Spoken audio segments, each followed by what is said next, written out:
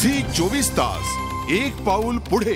BS येडियुरप्पांनी भाजपमध्येच राहणार असल्याचं जाहीर केलं असलं तरी त्यांनी मुख्यमंत्री सदानंद गौडा आणि अनंत कुमारांवर नाराज असल्याचं म्हटलंय।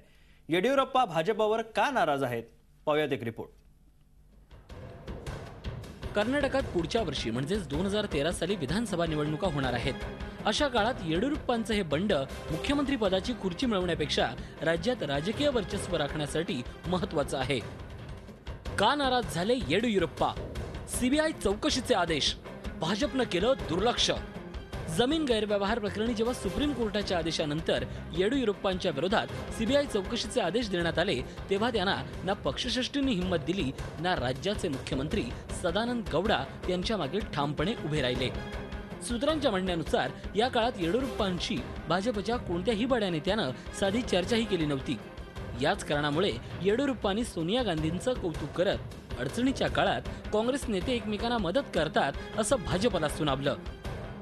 का नाराज झाले येडियुरप्पा? सदानंद गौडा यांचं पत्र, पक्षश्रेष्ठींचा मनाप्रमाणे निर्णय नाही। येडियुरप्पांच्या एकूण वर्तणुकीवरून ते मुख्यमंत्री सदानंद गौडा यांनी पक्षश्रेष्ठींना लिहिलेल्या पत्रावरून सर्वाधिक नाराज आहेत। यात येडियुरप्पांच्या समर्थकांवर कारवाया करण्याची शिफारस गौडा यांनी केली होती। जुलै 2011 मध्ये येडियुरप्पा यांच्या सहमतीनंच सदानंद गौडा मुख्यमंत्री झाले आणि आता तेच सदानंद गौडा येडियुरप्पांना विश्वासघातकी वाटू लागलेत। येडियुरप्पांच्या राजकारणात लिंगायत समाजाचं वर्चस्व आहे। येडियुरप्पा लिंगायत समाजाचेच नेते आहेत। निवडणुकांपूर्वी भाजप सोडून येडियुरप्पा भाजपचं मोठं नुकसान करू शकतात। काँग्रेस आणि सोनिया गांधींच्या केलेल्या कौतुकानंतर येडियुरप्पा काँग्रेसमध्ये जातील अशा चर्चांनाही तोंड फुटलंय।